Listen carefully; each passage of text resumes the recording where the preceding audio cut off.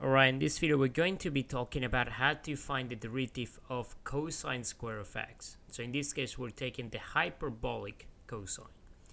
So in order to perform this operation, what we can do is we can use a substitution, but it is not a trigonometric substitution, but rather something that is inherent as to how hyperbolic functions are defined.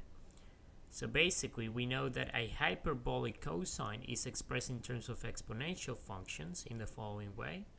So you have e to the power of x. So if we have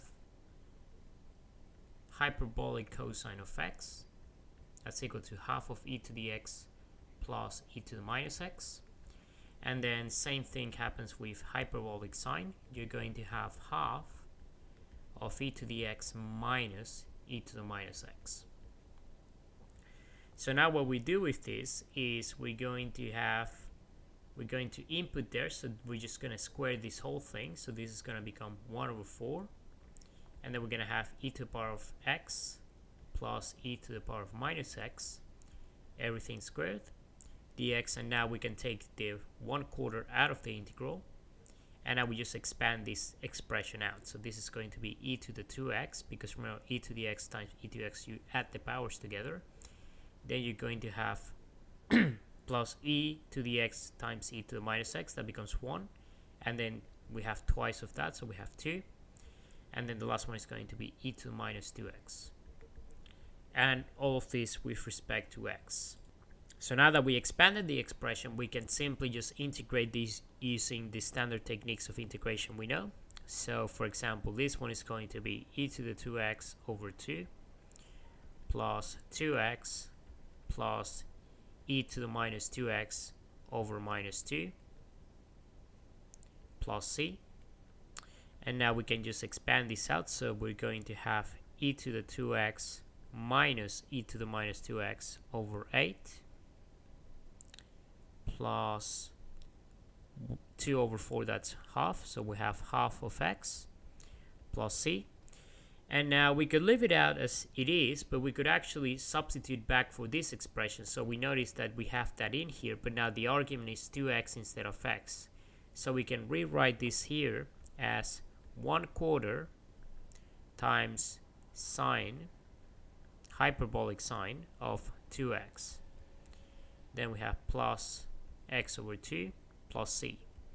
So this is going to be our final expression, even though this one is still also correct. Now we can do the same thing for sine square of x. So if we take the hyperbolic sine function, so hyperbolic sine squared, in order to integrate that, well, we know that we can just express it in terms of the following. So we're going to have 1/4, because we're squaring the whole expression.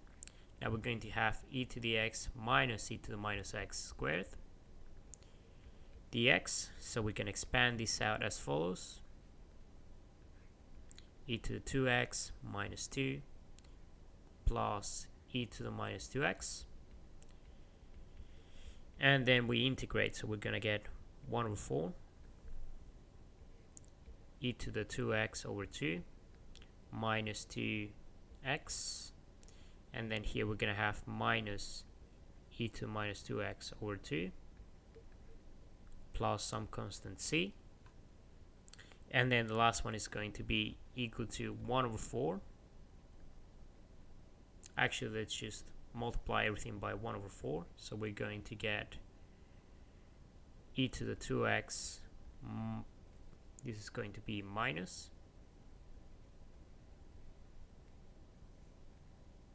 and then we have 8, and then minus 2 over 4, that's half, so we have x over 2 plus c. And we notice that we can once again express this in terms of a hyperbolic sine, so this becomes 1/4 of sine hyperbolic of 2x minus x on 2 plus c.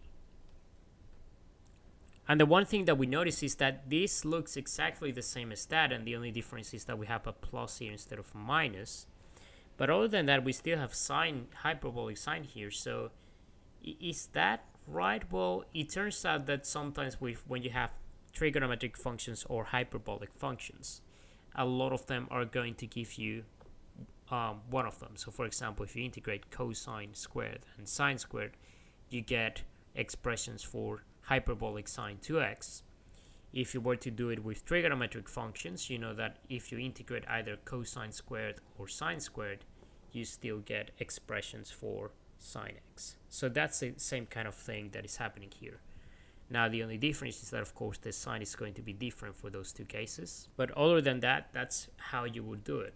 And in the next video, we're going to have a look at how to do this in higher powers of hyperbolic functions.